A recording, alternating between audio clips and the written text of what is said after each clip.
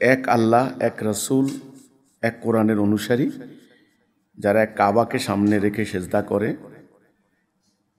একটা জাতি আজকে নানানভাবে টুকরো টুকরো হয়ে গেছে। এই যে আধ্যাত্মিক তরিকায়, আধ্যাত্মিকভাবেও কিন্তু নানান ভাগে ভাগ হয়ে গেছে, বিভিন্ন মারেফতিল তরিকা লাইনে। আবার শরীয়তেরও মাসলা মাসাইলগত ব্যাপার নিয়ে বিভিন্ন ধরনের মাযহাবগত, এটাকে বলতে পারেন, সেটাকেও বিভিন্নভাবে ভাগ হয়ে গেছে। যেমন হানাফি মাযহাব, এনারা কিন্তু মানে শরীয়তের মাসলা মাসাইল কেন্দ্রিক, যেটা মালিকি মাযহাব একটা মাযহাব, হাম্বলি মাযহাব একটা মাযহাব, শাফেঈ মাযহাব একটা মাযহাব। আমাদের এই অত্র অঞ্চলে হানাফিদের প্রভাব, হানাফি। তো এই শরিয়াগত মাসলা মাসাইলগতভাবে ভাগ হয়েছে, মারেফতে লাইনও ভাগ হয়ে গেছে। তো এই টুকরো টুকরো হয়ে যাওয়া, এই জাতিকে একত্রিত করা এখন মুশকিল আছে। তো এখন আমাদের এখানে মুসলমানদের মধ্যে একটা কনফ্লিকশন কাজ করে, একটা দ্বন্দ্ব আছে। যারা মারেফতি লাইনে গেছেন তাদের দেখবেন পরিভাষা, ভাষাগুলো কিন্তু অন্যরকম। যেমন কথায় কথায় বাবাজি, আমি দেখলাম আমার এখানে একজন আসছেন সেদিন মারেফতি লাইনের, উনি হলেন মাইজ ভান্ডারের মুরিদ। তো উনি আইসা এখানে বসে বাবাজি বাবাজি বলে আমার পা ছোঁয়ার চেষ্টা করছেন, উনি পা ধরার। আমি অনেক কষ্টে ওনাকে নিবৃত্ত করছিলাম, পা ধরেন না, আপনি মুসাফা করেন, আসেন মোলাকাত করি, আমরা কোলাকুলি করি, আপনি পা ছুঁয়েন না, আমার পায়ের মধ্যে কিছু নাই, যদি কিছু থাকে তাহলে আমার হৃদয়ে আছে, আসেন আমরা ভাই মিলাই। তো ওনাকে অনেক কষ্টে, না বাবাজি বাবাজি, এই যে শব্দগুলা, পরিভাষাগুলা ভিন্ন। আবার শরীয়তি লাইনেরও তাদেরও আবার এটা। তো বিভিন্ন মাদ্রাসা গড়ে উঠছে শরীয়তের মাসলা মাসাইল শিক্ষা দেওয়ার জন্য। যেমন কওমি মাদ্রাসা একটা একেবারে মেটিকুলাসলি, তারা খুবই সূক্ষ্মভাবে তারা মাসালাগুলিকে সন্নিবেশন করে এবং এটাকে পালন করার চেষ্টা করে। সরকারি আলিয়া মাদ্রাসা আছে, বিভিন্ন ধরনের মাদ্রাসা আছে, যাই হোক। তো এনাদের মধ্যে একটা দ্বন্দ্ব কাজ করে ভিতরে ভিতরে। দেখেন না, এই যে এইবারেও তো এই সরকার পতনের পরে দেখেন যারা মারেফতি লাইনের, এরা হলো আহলে সুন্নাত ওয়াল জামাত নাম দিয়ে একটা সংগঠন, এদের উপরে হামলা হয়েছে। কিন্তু শরীয়তের যে আলেমরা তাদের নেতৃত্বে প্রায় 110টা জায়গায় কিন্তু আক্রমণ হয়েছে। কিন্তু তাইলে শরীয়ত এবং মারেফত এই দুইয়ের মধ্যে দ্বন্দ্ব মারাত্মক। এটা কিন্তু এই দ্বন্দ্বটা আজকের না, সেই অনেক আগের থেকে, শত শত বছর থেকে দ্বন্দ্বটা হয়ে আইছে। একেবারে দুই দিকে দুইটা রাস্তা চলে গেছে। হ্যাঁ, মারেফতি লাইনের লোকেরা মনে করে যে এই শরীয়তি, এরা মসলা মসাইল নিয়ে পড়ে আছে, এরা কাঠমোল্লা, এদের কোনো আধ্যাত্মিক কোনো জ্ঞান নাই, এরা আসলে সত্যিকার অর্থে আল্লাহরে চিনে নাই, নিজেরে চিনে নাই, হ্যাঁ রাসূলরে চিনে নাই, জ্ঞানের মূল হাকিকত বুঝে নাই। এটা হলো এদের দাবি। আবার ওদের দাবি হলো এই মারেফতি মাজার টাজার এগুলা ভণ্ড, এগুলা ভণ্ডামি করছে, এই সমস্তগুলা। এই যে ব্যাপারটা, এটার উৎপত্তি, এটার বিকাশ এবং এটার দ্বন্দ্বের গোড়া কোথায়, আসলে ব্যাপারটা কি, এটা নিয়ে কথা বলতে গেলে বিস্তর সময়। শুরুতেই যেটা বলবো, আল্লাহ সুবহানাহু ওয়া তাআলা আদমকে সৃষ্টি করলেন মাটি দ্বারা। কোরআন বলছে মাটি, টনটনা মাটি, আঠালোযুক্ত মাটি। আদমকে সৃষ্টি করছেন খলিফা হিসেবে। এটা কিন্তু শরীয়ত আর মারেফত সবাইকে কিন্তু এই কথাটা মনে রাখতে হবে। এই যে ওনারা একটা কথা বলেন যে আগে নিজেরে চিনো, পৃথিবীর যত দার্শনিক আছে সবারই একই কথা।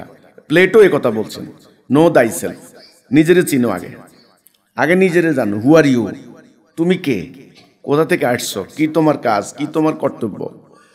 এখন নিজেরে চিনো এই কথা বলতে যাই আর সারা জীবন কাটাই দিবেন নিজেরে চিনতে, নিজেরেই চিনলাম না এখন পর্যন্ত, এটা তো কোনো যুক্তির কথা হইতে পারে না।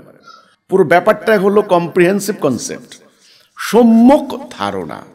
এটা না থাকলে আপনি কিছুই বুঝবেন না, আগাগোড়া কিছুই মিলাতে পারবেন না। আল্লাহ আদমকে সৃষ্টি করলেন খলিফা হিসেবে, আদম আল্লাহর খলিফা। সমস্ত মালায়েকদেরকে বললেন সেজদা করো, আদমকে সেজদা করো, যখন আমি আমার রূহ ফুঁকে দেব। তাইলে আল্লাহ রূহ আছে, ওনা ফাকতুফি মির রূহি, আমার রূহ ফুঁকে দেব যখন, আদমের ভিতরে আল্লাহ রূহ আছে। এই যে রূহ নিয়ে এই কথা, অনেক বই দেখবেন মারেফতের লাইনে রূহ তত্ত্ব, মারেফতের গোপন কথা, হ্যাঁ নিজেরে চিনো, তারপরে হলো আরে কত কত যে বইয়ের নাম, আমি এ পর্যন্ত মোটামুটি প্রচুর পড়ছে এ জাতীয়। ওরে বিশ্লেষণ করতে করতে করতে অতি বিশ্লেষণ নিষিদ্ধ, তারপরও করছে। অনুমান নির্ভর কথা, অধিকাংশ অনুমান ব্যর্থ, আল্লাহ কোরআনে বলছেন। কিন্তু কোরআন যতটুকু আমাকে তথ্য দিচ্ছে দেখেন, সেটা হচ্ছে আদম আল্লাহর খলিফা। ওকে, সেট। তাহলে আমরা আদম সন্তান, আমরা বনি আদম। আদমের মূল কাজ হচ্ছে আল্লাহর খেলাফত করা। আদম যেন আল্লাহর খেলাফত করতে না পারে, পরীক্ষা স্বরূপ প্রতিপক্ষ আছে কে? ইবলিস। বাস, আল্লাহ, আদম, ইবলিস, ডাইন বাম, মধ্যখানে আমি। এই কথাটা, গোড়ার কথাটা মনে রাখতে হবে। তাহলে দুনিয়াতে আমাদের কর্তব্য হবে আল্লাহকে বিজয়ী করা ইবলিসের বিরুদ্ধে। এখন কিভাবে তিনি বিজয়ী হবেন? অন্যায়, অবিচার, অশান্তি নির্মূল করে দিয়ে মানব সমাজে ন্যায় বিচার, মানবতা, মানবাধিকার প্রতিষ্ঠা করা। এটা করতে পারলে আল্লাহ বিজয়ী হবেন, ইবলিস পরাজিত হবে। তাহলে আমি নিজেরে চিনলাম, আমি 1 মিনিটে কিন্তু নিজেরে চিনাই দিলাম। আমি কে? আমি আল্লাহর খলিফা। কোথা থেকে এসেছি? জান্নাত থেকে এসেছি। আমার কি কর্তব্য? তার খেলাফত করা। এই কথাটা মনে রাখতে হবে সারা জীবন। এই মনে রাখার নাম জিকির। ফাজকুরুনি আজকুরুকুম, এটাই জিকির।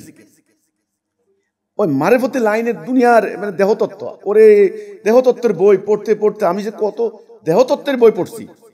দেহতত্ত্ব, এটার কাল কোথায় আছে, বাম এর নিচে 2 আঙ্গুল নিচে এখানে আছে, এখানে চাপ ধরলে দেখবেন ধামান ধামান শব্দ করে আল্লাহ আল্লাহ আল্লাহ। এই হচ্ছে ব্যাপারটা মারেফ দেহতত্ত্ব। এটার বিশ্লেষণ করতে করতে আপনি মারেফতি লাইনে দেহতত্ত্ব ব্যাখ্যা করছেন। এখন বিজ্ঞানীরা, যারা চিকিৎসা বিজ্ঞানের, তারাও আবার দেহতত্ত্বরে আবার ব্যাখ্যা করছে। হার্টের 4টা ভাগ, ডান নিলয়, বাম নিলয়, ডান অলিন্দ, বাম অলিন্দ, আমরা পড়ছি। মারেফতি লাইনে হার্টের আবার নানান ভাগ করছে ওরা। আমার কথা হলো, এই যে আলোচনাগুলি, এগুলি ইবলিসের বিরুদ্ধে আল্লাহকে বিজয়ী করার ক্ষেত্রে কতখানি তাৎপর্যপূর্ণ আমি জানতে চাই। তাহলে আল্লাহ সৃষ্টি যখন করলেন, তখন এই মানুষ আল্লাহর এক অসাধারণ অনন্য সৃষ্টি। এই মানুষ এর ভিতরে দেহ যেমন আছে, আত্মাও আছে। তাহলে দেহ যেমন সত্য, আত্মাও সত্য। আত্মাবিহীন দেহ যেমন মরা, তেমনি দেহবিহীন আত্মাও কিন্তু অর্থহীন। দেহ এবং আত্মা যেমন, তেমনি আল্লাহ রাব্বুল আলামিন এই মানব জীবন পরিচালিত করার জন্য যে বিধান পাঠিয়েছেন, সে বিধানটারও ভারসাম্যপূর্ণ শরিয়া এবং মারেফত। তাইলে এই মারেফত মানে হলো আধ্যাত্মিকতা, আত্মিক ব্যাপার। দেহ এবং আত্মা ঠিক তেমনি আল্লাহর যে দিন দিলেন ইবলিসের বিরুদ্ধে আল্লাহকে বিজয়ী করার জন্য, সে দিনটাও ভারসাম্যপূর্ণ শরিয়া এবং মারেফত। এই দুটো নিয়া একটার সাথে বিরোধ না, আলাদা করাও যাবে না একসাথে। আপনার সাথে দেহ থেকে যেমন আলাদা, আত্মা আলাদা করে ফেললে মরা, হাত পা দিয়ে কোনো লাভ নাই। ঠিক তেমনি ইসলাম থেকে আধ্যাত্মিকতা, মারেফত আলাদা করে ফেললে এই শরীয়তের কোনো মূল্য নাই। আজকে যে জিনিসটা সমস্যা সৃষ্টি হয়েছে, দুইটাকে আলাদা করে ফেলা হয়েছে। রাসূল আকরাম সাল্লাল্লাহু আলাইহি সাল্লাম যখন মক্কায় আসলেন, তখনও মক্কার যেমন নাস্তিকতাবাদ ছিল, মূর্তি পূজারি ছিল, সংশয়বাদী ছিল মক্কার আশেপাশে, তেমন সেখানে আধ্যাত্মিক সাধনা করে এমন মানুষও ছিল। এরা পূর্ববর্তী ধর্মের বিকৃত চর্চা, যাই বলে, এটা কালে কালে যুগে যুগে কিন্তু হয়ে আসছে। এবং সেখানে আসমানি কিতাবধারী ইহুদিরাও ছিল, তারা তাওরাত পাঠ করত। তাহলে এই মক্কার যে খালি সব নাস্তিক ব্যাপারটা তা নয়। মক্কার মধ্যে সেখানে মূর্তি পূজারী যেমন ছিল, একেবারে আল্লাহকে অবিশ্বাসীও ছিল, কাফের। আবার সংশয়বাদী ছিল, আবার পেগান ছিল, আবার আসমানি কিতাবধারী ইহুদিরাও ছিল, একত্ববাদী বিশ্বাসী। ওরাও কিন্তু এক ঈশ্বর আল্লাহ বিশ্বাস করে। যাদের নবীরা আমাদেরও নবী, যেমন সুলাইমান আলাইহিস সালাম, দাউদ আলাইহিস সালাম, মুসা আলাইহিস সালাম, এই যে নবী, এনারা আমাদেরও কিন্তু, এনাদের প্রতি আমাদেরও কিন্তু বিশ্বাস করতে হবে, সম্মান করতে হবে। যাই হোক, তো সেখানে ওই আধ্যাত্মিক চর্চা করে এমন লোক আগে থেকেই ছিল। মারেফতি লাইনের আগেও মক্কার লোকেরা ছিল কেউ কেউ। রাসূলুল্লাহ ঈসা শরিয়া এবং মারেফতের একটা ভারসাম্যে আনছেন। এই ভারসাম্যে আনার ব্যাপারটাই কোরআনে বলেছে ওয়াসাতা, উম্মাত ওয়াসাতা। ওয়াসাতা মানে ভারসাম্য, ব্যালেন্সড। এই জন্য এই রাস্তার নাম হলো সিরাতাল মুস্তাকিম, সহজ সরল পথ। হাসরের দিন পুলসিরাত হলো চুলের থেকেও সূক্ষ্ম, তলোয়ারের থেকেও ধার। বলা হচ্ছে না এই যে পুলসিরাত কেন? ভারসাম্য। যারা দুনিয়াতে শরিয়া এবং মারেফত, দেহ এবং আত্মা, এই দুইয়ের মধ্যে ভারসাম্যপূর্ণ জীবন চলতে পারছে, হাসরের দিন তারা ওই পুলসিরাত পুল পার হতে পারবে। এমনও বলা আছে যে সেখানে কেউ বিদ্যুতের গতিতে পার হবে, এভাবে হতে হতে হতে হতে কেউ পিঁপড়ার গতিতে পার হবে। এগুলি সম্পূর্ণ রূপক কথা। তাহলে ভারসাম্যের কথাটা কোরআনে বারবার বারবার আসছে। এই ভারসাম্য নষ্ট করেছে বর্তমানে এই একদল সুফিবাদী আর একদল হলো শরীয়তপন্থী এরা। তাহলে ইসলামটা তিনি শেষ নবীর উপরে যে দিনটা নাজেল হলো, আল্লাহ বললেন যে আমি আমার রাসূলকে পাঠিয়েছি হেদায়া এবং সত্য দিন দিয়ে, লিইয়ুযহিরাহু আলাদ দীনি কুল্লিহি। হেদায়া হলো রাইট ডাইরেকশন, এক আল্লাহর আনুগত্য ছাড়া কারো আনুগত্য না করা, এক আল্লাহর হুকুম ছাড়া কারো হুকুম না মানা, লা ইলাহা ইল্লাল্লাহ। সত্য দিন কি? এটার উপরে প্রতিষ্ঠিত হওয়া একটা ব্যবস্থা, জীবন ব্যবস্থা, দ্বীনুল হক। এটা কি জন্য? এটাকে লিইয়ুযহিরাহু আলাদ দীনি কুল্লিহি, অন্য সমস্ত দিনের উপরে এটাকে প্রতিষ্ঠা করতে হবে, জাহের করতে হবে, গালেব করতে হবে। এই জন্য আল্লাহ বলছেন আন আকিমুদ্দিন, দিন প্রতিষ্ঠা করো। যারা মারিফতি লাইনে আছেন বা যারা শরীয়তের মাসলা মাসাইলে চর্চা করছেন, তাদের উভয়েরই প্রতি আমার কথা যে ইসলামের উদ্দেশ্য সম্পর্কে আগে আপনি জানেন। উদ্দেশ্য হাসিল করার জন্য প্রক্রিয়া, আপনার দ্বারা যদি আল্লাহ কি চান, রাসূল কি চান, দ্বীনের উদ্দেশ্য কি, আপনাকে সৃষ্টি করার উদ্দেশ্য কি, উদ্দেশ্য সম্পর্কে যদি আপনার সম্যক ধারণা না থাকে, তাহলে আপনি মারিফতি লাইনে চর্চা করেই যাবেন, কিন্তু উদ্দেশ্য হাসিল হবে না। আবার আরেকজন শরীয়তের মাসলা মাসাইলের একেবারে খুঁটিনাটি আমল করেই যাবেন, কিন্তু উদ্দেশ্য হাসিল হলো না, আল্লাহর যে উদ্দেশ্য সেটা হাসিল হলো না। তো তাহলে আপনার ওই মারিফতি লাইনেরও কোনো মূল্য নেই, আবার শরীয়তের মাসলা মাসাইলের পণ্ডিত হইয়াও কোনো মূল্য নেই। অর্থাৎ এই দুনিয়াতে আল্লাহর দেওয়া সত্য দিন প্রতিষ্ঠা করে, কায়েম করে, মানুষের সমাজ থেকে অন্যায়, অবিচার, জুলুম, রক্তপাত, খুন, রাহাজানি, হত্যা, ধর্ষণ এগুলি নির্মূল করে দিয়ে ন্যায় বিচার, সুবিচার, মানবাধিকার, মানবতা কায়েম করা, প্রতিষ্ঠা করা, এটা হচ্ছে ইসলামের উদ্দেশ্য, নবীদের আগমনের উদ্দেশ্য, কিতাব নাজিলের উদ্দেশ্য। এখন আপনি যা কিছু করেন না কেন ওই উদ্দেশ্য হাসিল হতে হবে। উদ্দেশ্য যদি হাসিল না হয়, তাহলে আপনি মারিফতি লাইনে চর্চা করতে করতে একেবারে চতুর্থ আসমানে উঠে গেছেন, এতে আল্লাহর কিছু যায় আসে না। যেমন আমার হাতে একটা ঘড়ি, এর উদ্দেশ্য হচ্ছে সময় দেওয়া। সময় না দিলে এই ঘড়ির কোনো মূল্য নাই, যত দামি ঘড়ি হোক কোনো লাভ নাই। আমার মাথার উপর একটা ফ্যান ঘুরছে, উদ্দেশ্য হচ্ছে বাতাস দেবে। ধরেন গরমে আমরা মরে যাচ্ছি, থাকতে পারতেছি না, এখানে ফ্যান চালু করলাম, বাতাস দিচ্ছে না, এই ফ্যান থাকা না থাকা সমান কথা। ঠিক তেমনি উদ্দেশ্য যদি হাসিল না হয়, আপনার মারিফতে চর্চা দিয়েও লাভ নেই, আল্লাহর কিছু যায় আসে না। আর আপনার শরীয়তের একেবারে বিশাল বিশাল পণ্ডিত হয়ে গেলেন, আপনি খুবই নিখুঁত ভাবে টাকনু ঠিক আছে কিনা, দাড়ির একেবারে এক হাতে হাদিস দেখে এক মুষ্টি রাখছেন কিনা, হ্যাঁ, হাত কোন জায়গায় বাঁধবেন, রোজা কিভাবে রাখবেন, নামাজ কিভাবে পড়বেন, ফরজ, সুন্নত, নফল একেবারে মশলাগুলো কায়েম করছেন নিখুঁত ভাবে, লাভ হবে না উদ্দেশ্য হাসিল না হলে। আল্লাহ রাব্বুল আলামিন রাসূলকে যে দিনটা দিলেন, শেষ দিন, দ্বীনুল হক, এই দিনের ভারসাম্য, এখানেও শরিয়া এবং মারিফত এই দুইটা নিয়েই কিন্তু দিনটা। এখানে মারিফতের যেমন ব্যবস্থা আছে, শরীয়তেরও ব্যবস্থা আছে, মানে আধ্যাত্মিকতা। ইসলামেরও প্রত্যেকটা আমলের মধ্যে দুইটা জিনিস থাকবে। মানুষের জীবনও কিন্তু ভারসাম্যযুক্ত। এই জন্য আল্লাহ তাআলা কোরআনে শিক্ষা দিচ্ছেন। আমি আজকের খুতবায় যে দোয়াটা পড়লাম, রব্বানা আতিনা ফিদ দুনিয়া হাসানাতাও ওয়া ফিল আখিরাতি হাসানাতাও ওয়া কিনা আযাবান্নার। এখানে কিন্তু দুনিয়া এবং আখিরাত, এই যে প্রথমে কথা হচ্ছে আল্লাহ তুমি আমাদের দুনিয়ার জীবনটাকে সুন্দর করে দাও, হাসান, সুন্দর। এরপরে আখিরাতের জীবনকে সুন্দর করে দাও। তাহলে আগে দুনিয়া, তারপরে আখিরাত। এই যে দুনিয়া এবং আখিরাত, এদের ভারসাম্য লাগবে।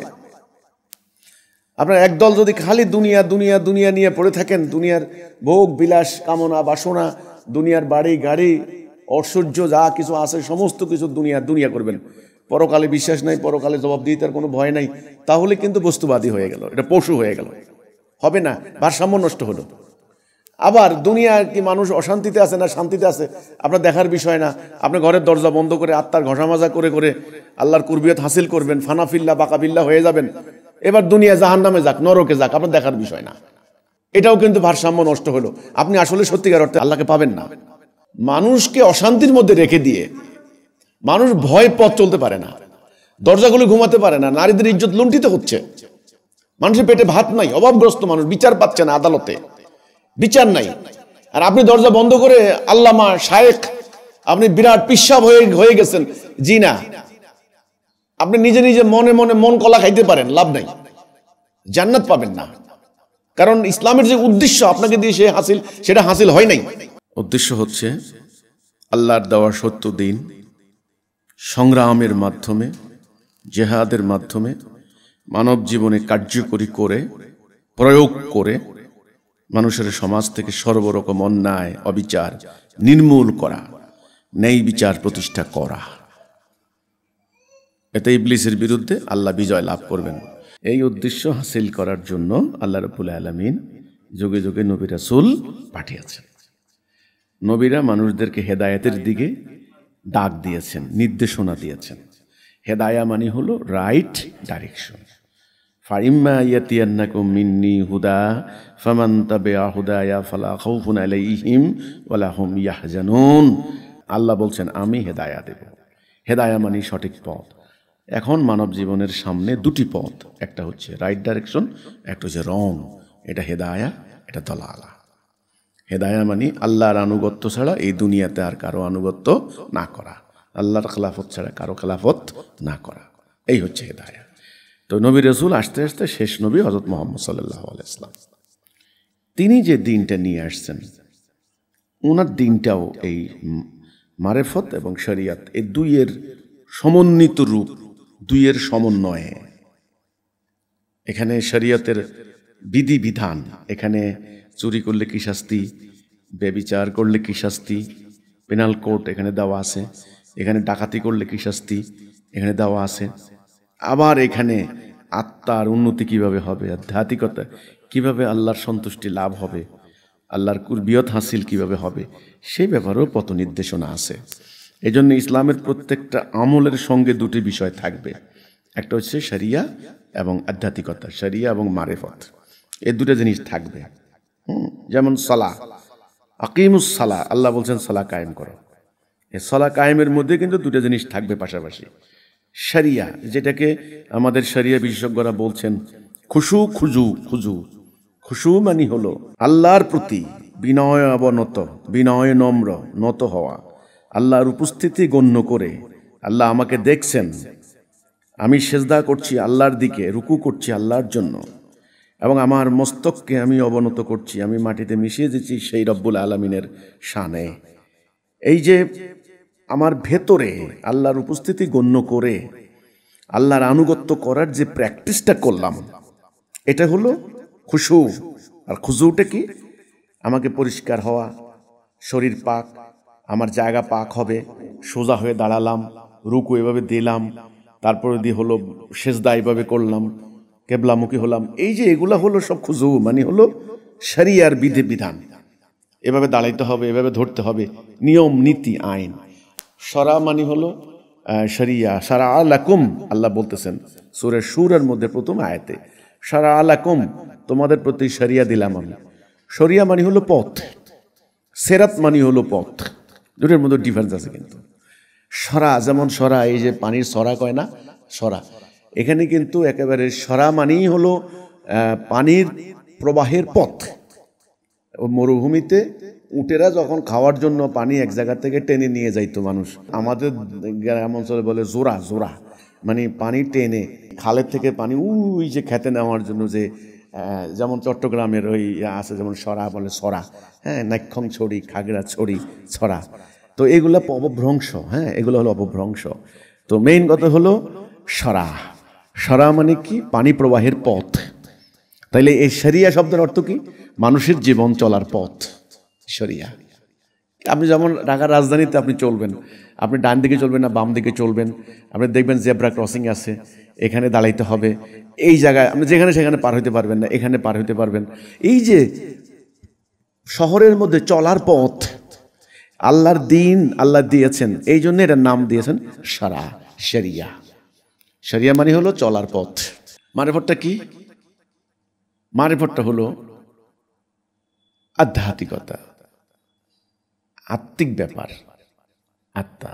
আল্লাহ যে বললেন ক্ষুদ্রাতি ক্ষুদ্র কণাও আমার জ্ঞানের বাহিরে নাই। হ্যাঁ, আলিমুল গায়ব বিজাতি সুদূর, এই সুদূরের ভিতরে কি আছে সেটা আমি দেখি। তাহলে মারেফত যেটা, আধ্যাত্মিকতা যেটা, সেটা হলো হৃদয়ে, কলবে আল্লাহর উপস্থিতি, আল্লাহর প্রেজেন্স, আল্লাহর উপস্থিতি গণ্য করা। তাহলে ইসলামের মারেফতের শুরুটা কোন দিক থেকে, শুরু কোনটা আর উচ্চ চূড়া কোন কোথায়? এই যে আমরা বলি লা ইলাহা ইল্লাল্লাহ, আল্লাহ ছাড়া কারো হুকুম মানি না, লা ইলাহা, একমাত্র প্রভু আল্লাহ। এই ঘোষণাটা হলো ভেতরে, আগে হৃদয়ে, মনে।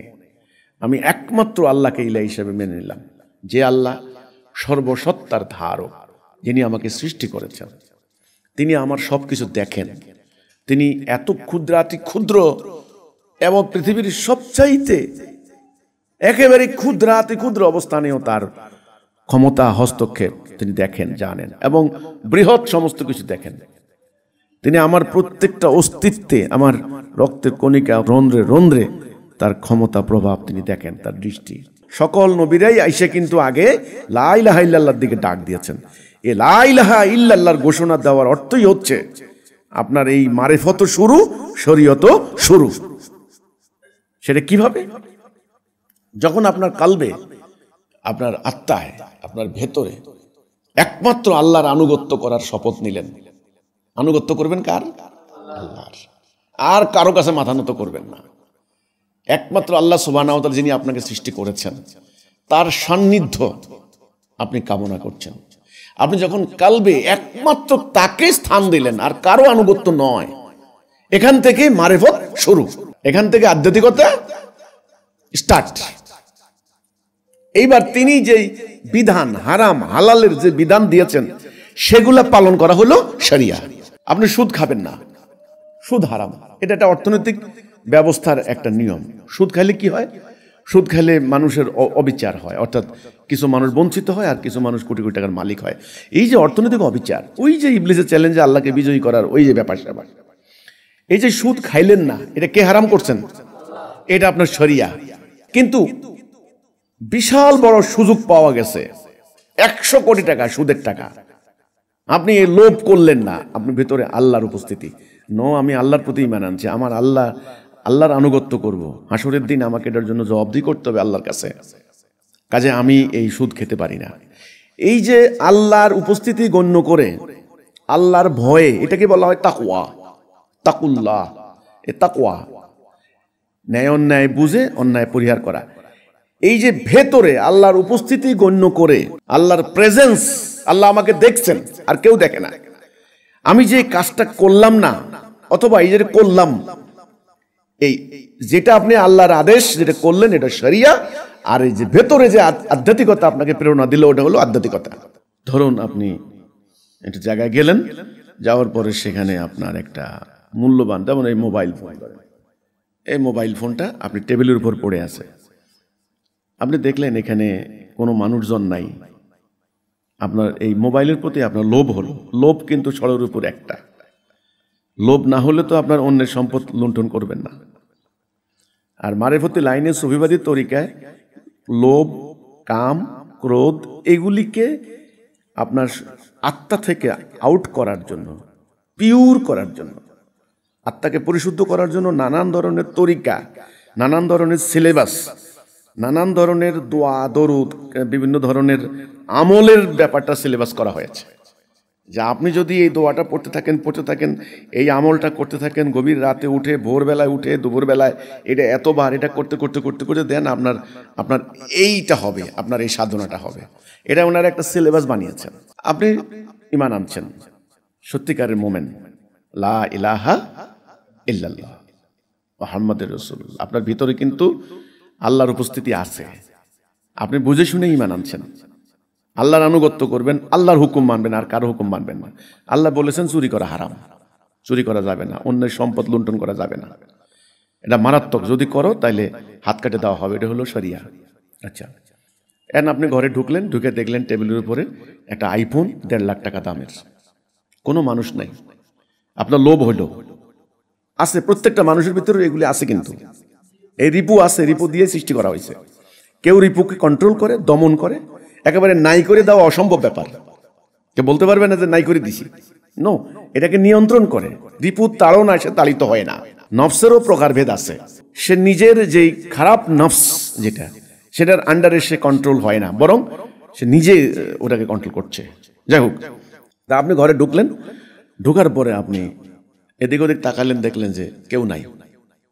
মোবাইলটা খুব দামি, 1.5 লাখ টাকার মোবাইল। আপনি আগায় গেছেন মোবাইল ফোনের দিকে। হঠাৎ আপনার মনে পড়লো, আপনি চিন্তা করলেন, আমি তো ঈমান আনছি, আল্লাহ আমার দেখছেন সব কিছু, কেউ নাই, দুনিয়ার কোনো সাক্ষী নেই, তাতে কি হয়েছে? আল্লাহ তো আছেন না, আমি এটা করতে পারি না। এই যে আল্লাহর ভয়ে আপনি মোবাইল ফোনটা নিলেন না, আপনি লোভকে সংবরণ করলেন, কেউ দেখলো না, কোনো শাস্তির ভয় নাই, আপনি ইচ্ছা করলে নিয়ে যেতে পারতেন। এই যে করলেন না, এই অপরাধ থেকে, পাপ থেকে আপনি বিরত থাকলেন, এটার নাম মারেফত, আধ্যাত্মিকতা। মুমিনের কিন্তু এটা লাগবে, নাহলে মুমিন হতে পারবে না সে। আচ্ছা, ঠিক অপোজিট যদি আমি এই উদাহরণটা অন্যভাবে দিই, আপনি ঢুকলেন, 1.5 লাখ টাকার আইফোনটা আপনি দেখলেন, দেখার পরে আপনার লোভ হলো, আপনি আগাইয়ে গেলেন, দেখলেন ওই কোনায় 2টা মানুষ বসে আছে। আপনি ভাবলেন, এখন যদি আমি এই ফোনটা চুরি করি, তাইলে এই সাক্ষী এরা আছে কিন্তু 2টা দেখবো, দেখে আদালতে সাক্ষী দিলে আমার কিন্তু হাত কাটা যাবে, তাইলে আমি এখন আর এটা নিব না, পরে সময় সুযোগ পাইলে নিবনি, ইত্যাদি। এই যে আপনি চুরি করলেন না, কিসের ভয়ে? শরীয়তের ভয়ে।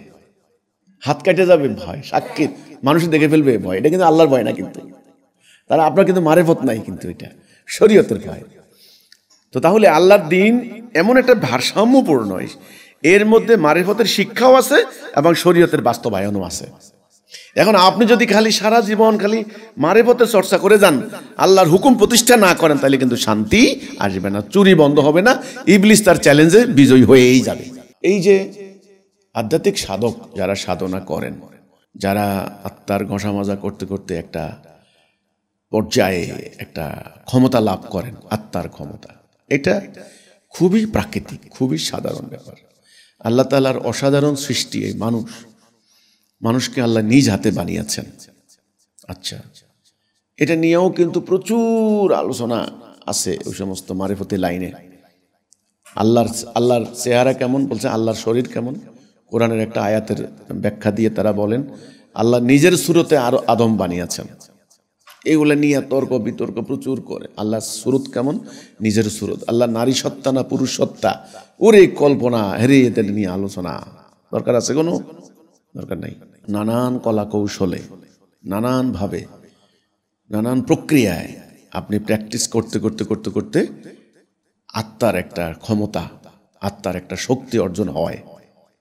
যেমন আপনি ফু দিলে আগুন ধরে যাবে, আপনি দেখা যাবে শূন্যের উপর দিয়ে হাঁটতেছেন, এটা আত্মার একটা ক্ষমতা।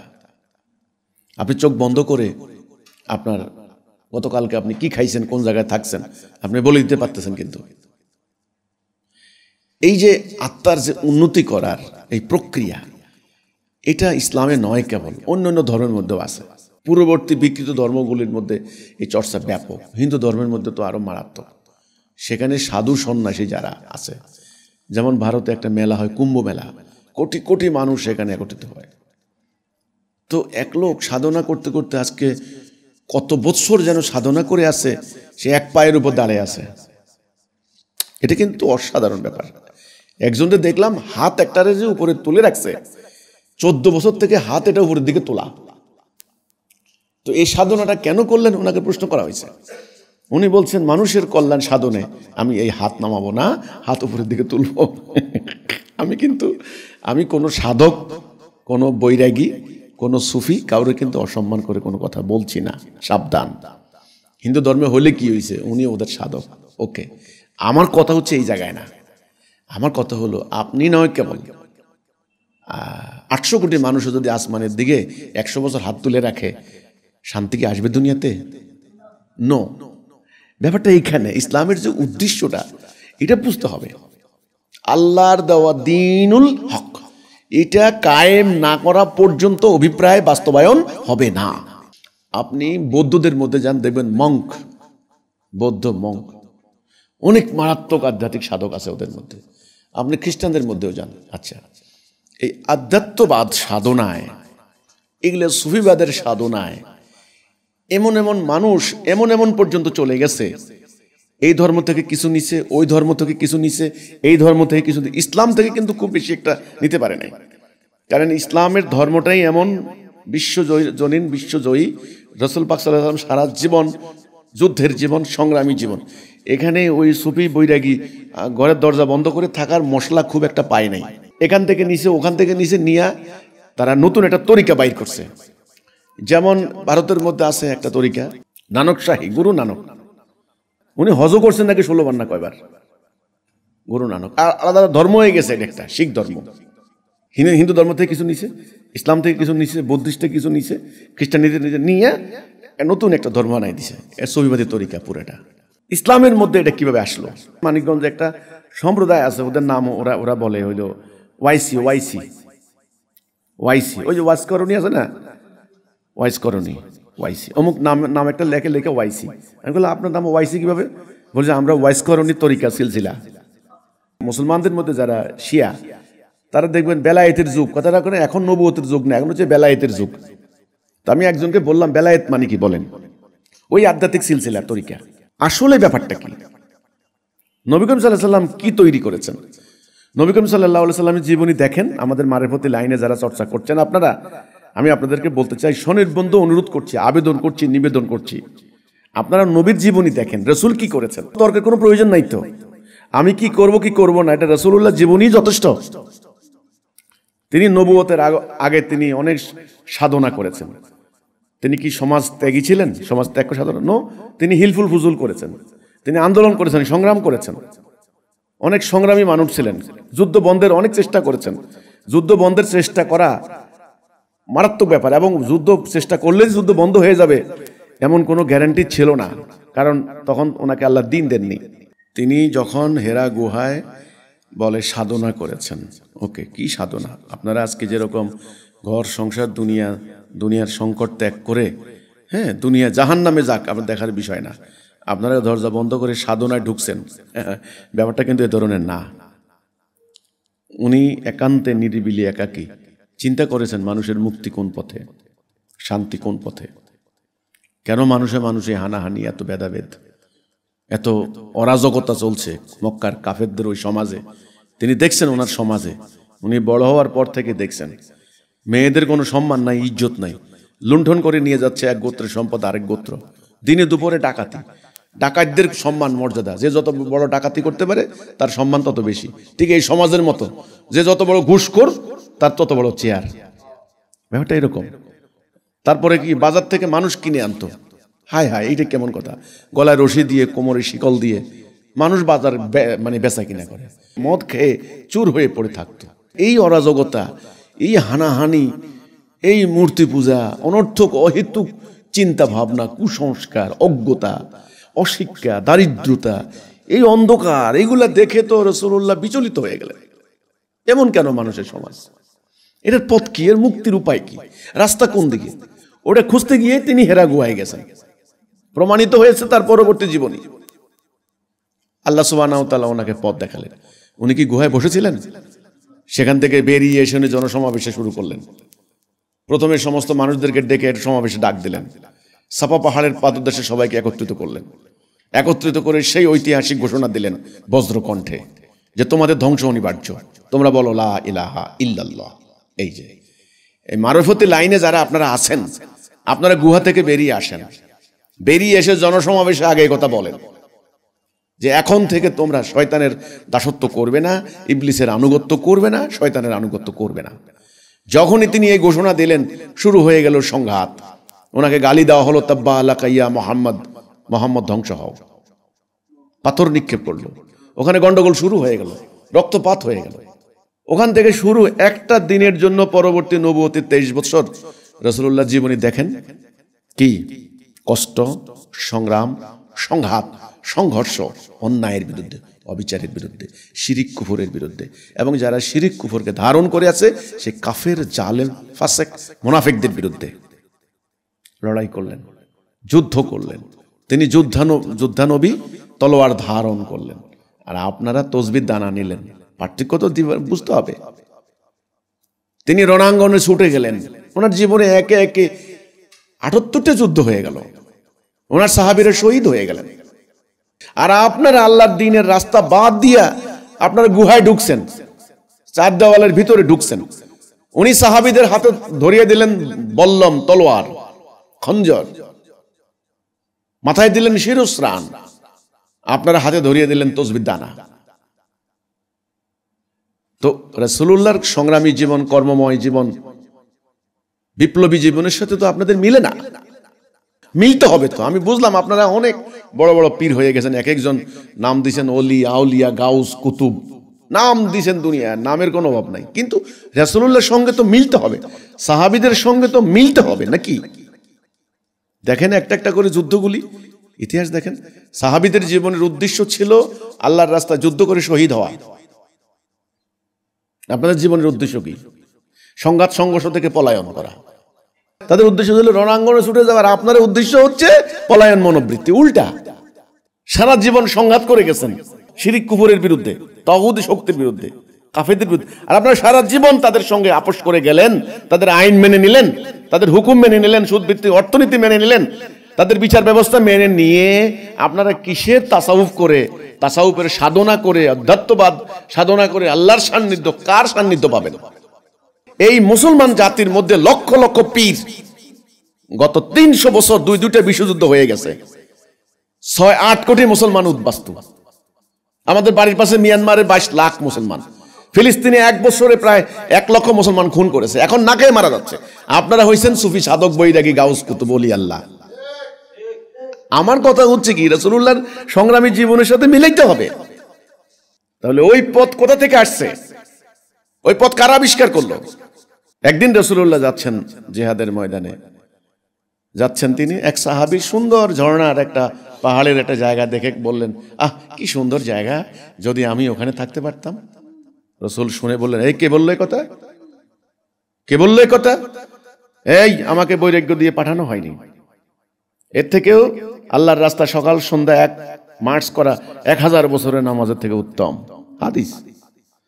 রাসূল বুঝলেন যে ওনার ইচ্ছা হলো ওই নীরবে থাকা, একটু নির্জনে বাস করা, নির্জনের বৈরাগী বাস থেকে উনি সাহাবীর আকীদা ঠিক করে দিলেন। আরেকবার কিছু কিছু সাহাবী বসে গল্প করতেছেন যে আমরা গোস্ত রুটি মাখন খাবো না, বিয়ে শাদী করবো না, সারা বছর রোজা রাখবো, ইত্যাদি ইত্যাদি। সংসার ত্যাগ করা, বৈরাগ্যবাদ, অন্তর্মুখিতা, এই যে সুফিবাদী শিক্ষার যে উদ্দেশ্য, এটা। রাসূলুল্লাহ রাগে অগ্নিশর্মা হয়ে গেলেন, যাইয়া ওই যে ঘরের মধ্যে মিটিং হইছে ওই ঘরের মালিকের ডাকছেন, দেখা, এই অমুক বাইরো, এই তোমার ঘরে নাকি এ ধরনের একটা মিটিং হইছে। বলছেন উনি তো আল্লাহ রাসূল যখন শুনছেন, কথা তো মিথ্যা না, হইছে তো। তারা কি কি আলোচনা করছে? তারা এই আলোচনা করছে। তারা বলছে, এই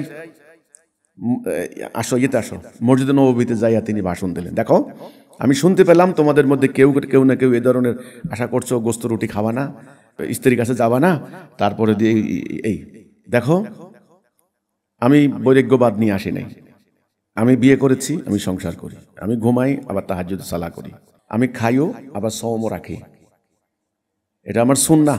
যে আমার সুন্নাহ ত্যাগ করবে সে আমার কেউ নয়। মান তারাকা সুন্নাতা ফালাইসা মিন্নি। হাদিস একদম পরিষ্কার।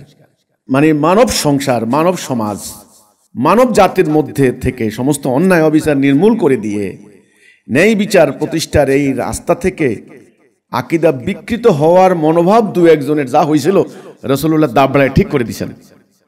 তাহলে ইসলাম কি? ইসলাম কি সমস্ত সংঘাত সংঘর্ষ থেকে পলায়ন মনোবৃত্তি? নো। সংঘাত করে, তাদের সাথে লড়াই করে, যেটা কোরআনের নির্দেশ, কাতিলহুম হাত্তা লা তাকুনা ফিতনাতু ওয়া ইয়াকুনু দ্বীনু কুল্লুহু লিল্লাহ।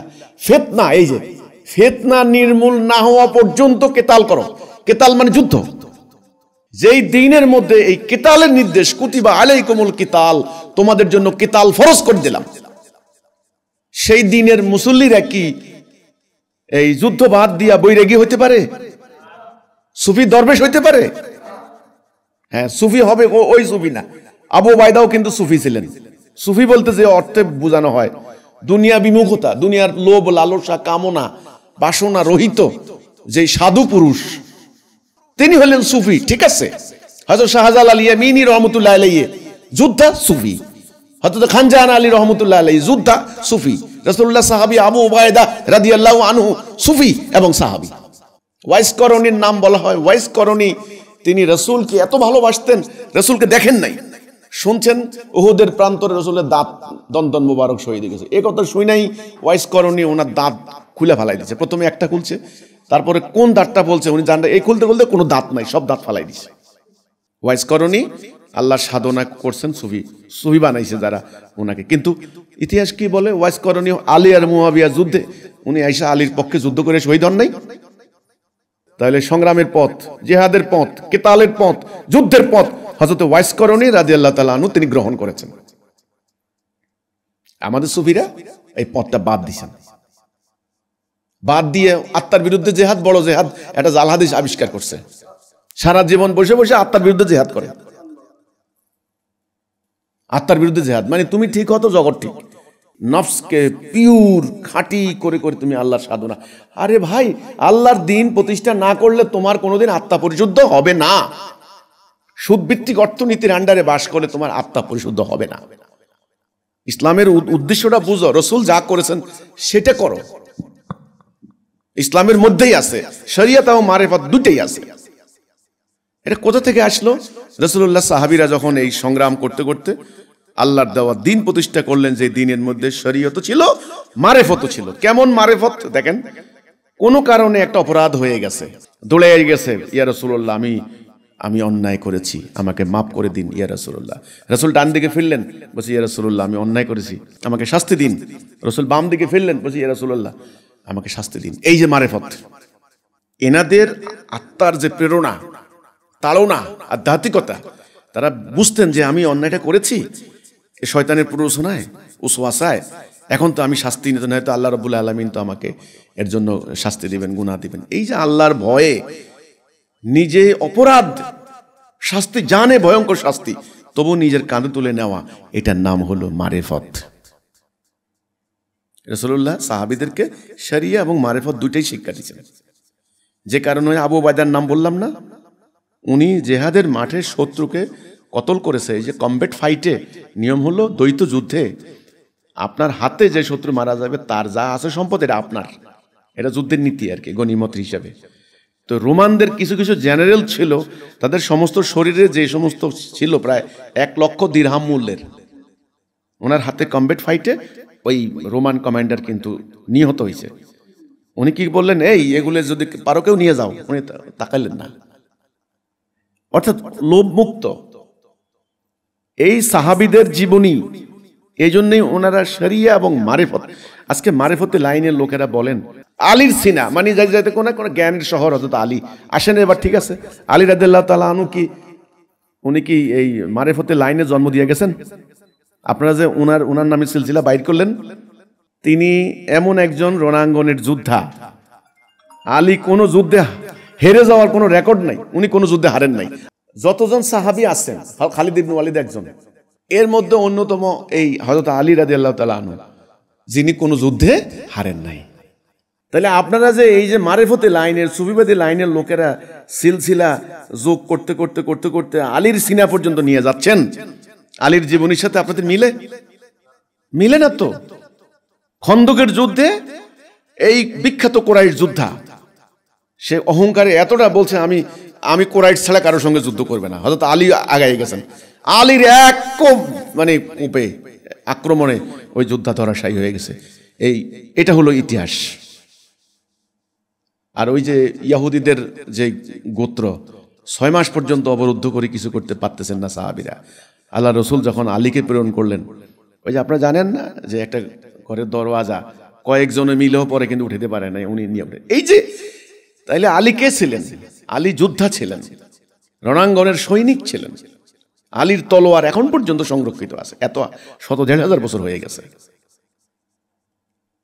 তাহলে আপনারা আলীকে নিচ্ছেন সিলসিলা কইরা মারিফতে লাইনের, কিন্তু আলী রাদিয়াল্লাহু তাআলা আনহু রাসূলুল্লাহর যে দায়িত্ব, অর্থাৎ আল্লাহর দ্বীন প্রতিষ্ঠা করে মানব জীবনে শান্তি আনা, সেই কাজটা তিনি করেছেন। তিনি তো মারিফতে লাইনে জন্ম দিয়ে যাননি। এটা কিভাবে হলো? আল্লাহ রসুল যখন চলে গেলেন, সাহাবিরা যখন চলে গেলেন, চলে যাওয়ার পর ইসলাম যখন স্প্রেড করতে করতে করতে করতে ইরানে ঢুকলো, ইরান হয়ে কিন্তু আমাদের এখানে আসছে। ইরানের মধ্যে পূর্ববর্তী ধর্মের জরতুস্তিয়ান ধর্মের এই বিকৃত অধ্যাত্মবাদ, বিকৃত সুফিবাদ, এই ইরানের চর্চা হইতো এগুলা। তখন অলরেডি কয়েকশো বছর চলে গেছে, এখান থেকে পরবর্তীতে এই বিকৃত সুফিবাদগুলো ঢুকছে কিন্তু এই উম্মার ভিতরে। আপনার এই মধ্যযুগে আপনারা যারা তাজকিরাতুল আউলিয়া পড়বেন, আমি কিন্তু তাজকিরাতুল আউলিয়া পড়ছি ভালো করে। ওখানে কিন্তু আউলিয়াদের অনেক অনেক অদ্ভুত মানে সাংঘাতিক কেরামতের কাহিনী আছে। এগুলি আমাদের যারা মারেফতি লাইনের বিভিন্ন পীরের মুরিদরা খুব তাজিম করেন, খুব সম্মান করেন, শ্রদ্ধা করেন। ঠিক আছে, আপনাদের সম্মান শ্রদ্ধার আমি কোনো অসম্মান করতে চাই না। ওকে, তাজকিরাতুল আউলিয়ার মধ্যে যে সমস্ত কাহিনীগুলি বলা আছে, যেমন ইব্রাহিম আদম, ওনার কাহিনী বলা আছে, ওনার অলৌকিক কাহিনী বলা। যেমন মনসুর হাল্লাজ নিজে বলছেন আমি আনাল হক, আনাল হক, আমি একমাত্র। মনসুর হাল্লাজের ব্যাপারে বলা আছে, ওনাকে ওই তখন শরীয়তের আদালতে ওনাকে মৃত্যুদণ্ড দেওয়া হয়েছে। মৃত্যুদণ্ড দেওয়ার পরে মাথা আলাদা, শরীর আলাদা। শরীরও বলতেছে আনাল হক, এই মাথাও বলতেছে আনাল হক। এবার টুকরা টুকরা, প্রত্যেকটা টুকরা টুকরা করতেছে আনাল হক। এবার এগুলারে আগুন দিয়ে জ্বালাইছে, আবার ছাই উড়াই দিছে। এবার সমুদ্রে নিক্ষেপ করছে, সমুদ্রের পানি পর্যন্ত শহর ধ্বংস হয়ে যাওয়া শুরু করছে। এই যে গল্পগুলা, এগুলার সাথে নবী সাহাবীদের, নবীর জীবনের সাথে সম্পর্ক কতখানি? আমার প্রশ্ন হচ্ছে এটা। আরেকজনের গল্প আপনারা পড়েন, যে রাজার দরবারে, সুলতানের দরবারে গেছে, সুলতান ওনাকে দায়ী করছেন যে তোমার কারণে হয়েছে, চামড়া চুইল্লা সুলতানের দিয়া উনি বাইরে আইছেন, সমস্ত শরীরের চামড়া নিজে খুলে ফেলাইছেন। এই যে গল্পগুলা বলেন, ঠিক আছে, এটা আপনাদের মারিফতি লাইনের অলৌকিক গল্প কথা। আমার প্রশ্ন হচ্ছে রাসূলুল্লাহ সাহাবীদের জীবনীর সাথে এগুলির সম্পর্ক কতখানি, মিলে কিনা? রাসূলুল্লাহ কতটা বাস্তব মুখী ছিলেন, কতটা প্র্যাকটিক্যাল? অহুদের প্রান্তরে ঠিকই অন্যদের মতো উনি আহত হয়েছেন। একজন যোদ্ধান যেমন যুদ্ধ করতে গিয়ে রক্তাক্ত হয়, আহত হয়, ওনার দাঁত দন্দান মোবারক শহীদ হয়েছে, ওনার মাথায় হেলমেট ঢুকে গিয়েছে। তাহলে সমস্ত কিছু প্রাকৃতিক, ন্যাচারাল, যৌক্তিক, এটার মধ্য দিয়েই কিন্তু তিনি সংগ্রাম করে আল্লাহর দ্বীনটা প্রতিষ্ঠা করেছেন। ফলে মানুষ দরজাগুলো ঘুমিয়েছে। আমি আপনাদের এই কথাগুলোই বলার চেষ্টা করছি। আপনারা যেই মেসেজটা জনগণের ভিতরে দিচ্ছেন, এতে করে জনগণের ভেতর থেকে জিহাদ, সংগ্রাম, কিতাল, রাসূলুল্লাহর সাহাবীদের যেই দ্বীন প্রতিষ্ঠার সেই প্রেরণা, ওটা কিন্তু নাই। হযরত শাহজালাল, হযরত শাহপরান, হযরত শাহ মখদুম, ওনাদেরকে ওনারা জনগণের সামনে প্রচার করেন, ওনারা ওলিয়া আউলিয়া গাউস কুতুব। কেন ওনাদেরকে যোদ্ধা বলতে আপনাদের ভয় হচ্ছে কেন? শাহজালালের তলোয়ার তো এখনো আছে, তাহলে যোদ্ধা বলছেন না কেন? না, ওনারা আসলে শরিয়া এবং মারিফত এই দুইয়ের সমন্বিত পূর্ণাঙ্গ কামেল সিদ্ধ পুরুষ ছিলেন। আপনি যদি সত্যিকার অর্থে ইসলাম আনেন, ইসলামে ঈমান আনেন, এটাই হলো এটা, সেটা লা ইলাহা ইল্লাল্লাহ, আল্লাহ তোমার বিধান ছাড়া কারো বিধান মানি না। এই কথার উপরে ঈমান যারা আনবে এবং আল্লাহর দ্বীন প্রতিষ্ঠার জন্য যারা সংঘবদ্ধ হবে, ঐক্যবদ্ধ হবে, 5 দফা কর্মসূচির উপরে একজন নেতার নেতৃত্বে জিহাদ করে, কিতাল করে যখন আল্লাহর দ্বীন প্রতিষ্ঠা করবে, তখন শরিয়া এবং মারিফত দুটাই কায়েম হবে, তখন শান্তি আসবে। হ্যাঁ, আমি তো বলছি আত্মার ঘষা মাজা করে করে করে আত্মার একটা শক্তি অর্জন করা যায়। যেমন দেহের মধ্যে দেহ আপনার প্র্যাকটিস করতে করতে করতে করতে করতে, যেমন ধরেন আপনি 2 হাতে, এ হাতে 20 কেজি, এ হাতে 20 কেজি, আপনি স্বাভাবিক অবস্থা নিতে পারবেন না। কিন্তু আপনি কিন্তু একজন ওয়ার্কআউট করে বডি বিল্ডার বা এই ধরনের একজনকে আপনি গুরু মানেন, ওস্তাদ মানেন, দেখবেন আপনাকে কিছু কোর্স তিনি দেবেন। এটা খাইতে পারবেন না, ওটা খাইতে পারবেন না, এই প্রোটিন নিবেন, ফ্যাট নিতে পারবেন না, দেখবেন সকাল ভোরবেলায় উঠে এটা করবেন, এতবার করবেন, নিতে নিতে নিতে নিতে দেখবেন যে একটা পর্যায়ে আপনি এ হাতে 1 মণ, এ হাতে 1 মণ, 2 হাতে 2 মণ আপনি তুলে ফেলতেছেন। আপনার মাসেলগুলো ফুলে গেছে, এরকম ভাবে আপনার বডি এরকম হয়ে গেছে, এটা ফুলে এই অবস্থা হয়ে গেছে। এই যে আপনার প্র্যাকটিস করতে করতে, সাধনা করতে নির্দিষ্ট সূত্র আছে, কিন্তু এটা করতে শরীরের যেমন একটা বিশেষ শক্তি অর্জন হয়, ঠিক তেমনি আত্মারও একটা শক্তি অর্জন হয়। এটা কেবল যে ইসলামে আছে ঘটনা তা না। আমি তো বললাম আপনার সনাতন ধর্মের মধ্যে আছে, ভারতের মধ্যে, কিন্তু সাই বাবা, সাধু বাবা আছে না, অনেক কিন্তু আধ্যাত্মিক সাধক আছে। কিন্তু আপনার এই বৌদ্ধদের মধ্যে আছে, বৌদ্ধ মঙ্ক, খ্রিস্টানদের মধ্যেও আছে। আপনি যান চীনের মধ্যে, যান এই যে ইয়েতে, থাইল্যান্ডে, কম্পুচিয়া, লাওস, ফরমোজা, তাইওয়ান, এগুলো যান প্রচুর, মিয়ানমারে যান, শ্রীলঙ্কায় যান, বহুত মঙ্ক আপনি পাবেন। এমনও গল্প জানি, ওনারা যে বইছেন না, বসছেন তো বসছেন, ঠ্যাঙের উপর দিয়ে গাছের শিকড় চলে গেছে, বুঝেন এবার কতদিন থেকে বসা। এই যে লোকনাথ ব্রহ্মচারী, উনি নাকি পুরো দুনিয়া সফর করেছেন আধ্যাত্মিক জগতে। আমার কথা, উম্মতে মুহাম্মদের রাস্তা এটা নয়, উম্মতে মুহাম্মদের পথ এটা নয়, জান্নাতের পথ কিন্তু এটা নয়। জান্নাতের পথ হচ্ছে সিরাতুল মুস্তাকিম। জান্নাতের পথ হচ্ছে আল্লাহ রাসূলকে আল্লাহ যে দ্বীনুল হক দিয়েছেন, মুমিন ঈমান এনে আল্লাহর দেওয়া সত্য দ্বীন জিহাদ করে, কিতাল করে, লড়াই করে, এই শিরক কুফর, এই তাগুত, এই জালেমদের বিরুদ্ধে সংগ্রাম করে, জুলুম বন্ধ করে ন্যায় বিচার, সুবিচার, মানবাধিকার প্রতিষ্ঠা করা, এটা হচ্ছে ইসলামের উদ্দেশ্য। এই উদ্দেশ্য অর্জন যারা করবেন তারা মোমেন, তারা কামেল মোমেন। সোজা কথা, এখানে একসাথে শরিয়া এবং মারেফত দুটেই আছে। দেহ থেকে আলাদা করা যায় না, আত্মাকে যেমন আলাদা করা যায় না, তেমনি শরিয়া থেকে মারেফতও আলাদা করা যায় না। যেমন হজের মধ্যে শরিয়া কি জিনিস? হজের মধ্যে শরিয়া হচ্ছে হজের আনুষ্ঠানিকতা। এতবার আপনি কাবা তওয়াফ করবেন, এতবার সাফা মারোয়া দৌড়াবেন, মুজদালিফায় অবস্থান করবেন, তারপরে আপনার হলো আরাফাতের ময়দানে ভাষণ শুনবেন, শরিয়া। কিন্তু মারিফতটা কি জিনিস? মারিফতটা হলো এক প্রস্থ কাপড় জড়াইয়া দুনিয়ার প্রতি সমস্ত মোহ মায়া মমতা কামনা বাসনা ত্যাগ করে আপনাকে লাব্বাইক আল্লাহুম্মা লাব্বাইক, এই যে হাজির হলেন, আপনাকে মনে করতে হবে হাসরের দিন আমি আল্লাহর সামনে এভাবে দাঁড়াবো, আমার কেউ থাকবে না, কিছুই থাকবে না, কোনো সম্পদ নাই, কোনো কামনা বাসনা নাই, আমার কর্মের জবাব দিতে হবে আল্লাহকে। এই যে ভেতরে আল্লাহর কাছে জবাবদিহি করার প্রেরণা, এটা আধ্যাত্মিকতা। আর এই যে নিয়ম নীতি সমাবেশ করা, সংকট নিয়ে আলোচনা করা, এটা হলো শরিয়া। দুইটাই লাগবে। যাদের এটা নাই ওইটা আছে হবে না, আবার এটা আছে ওইটা নাই হবে না।